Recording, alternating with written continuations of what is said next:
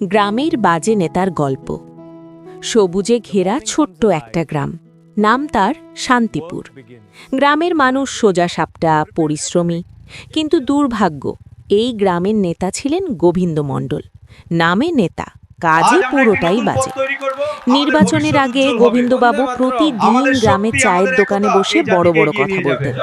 আমি জিতলে রাস্তা হবে, পানির ব্যবস্থা হবে, চাকরি আসবে। গ্রামের মানুষ বিশ্বাস করেছিল, কারণ কথা বলতে তিনি ছিলেন ওস্তাদ। কিন্তু নেতা হবার পর সব উধাও। রাস্তার টাকা গেল তার নতুন বাইকে, পুকুর সংস্কারের টাকা গেল শহরের বাড়িতে, আর গ্রামের লোক কিছু চাইলে, এখন সময় নেই, পরে দেখব, এই ছিল তার প্রিয় ডায়লগ। সবচেয়ে খারাপ ছিল, তিনি গরিব মানুষের নাম তুলে সাহায্য নিতেন, আর সাহায্য পেত তার আত্মীয়রা। গ্রামের স্কুলে ছাদ চুইয়ে পড়ত বৃষ্টি, অথচ নেতা নিজন বাড়িতে লাগালেন রঙিন গেট। একদিন গ্রামের এক বুড়ো চাষি সভায় দাঁড়িয়ে বলল, নেতা যদি গ্রামের না হয় তবে সে কিসের নেতা?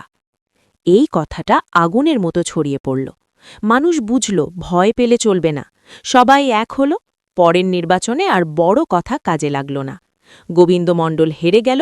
গ্রাম পেল নতুন নেতা, যে কম কথা বলে, বেশি কাজ করে। আর শান্তিপুর আবার সত্যিই শান্ত হয়ে উঠল।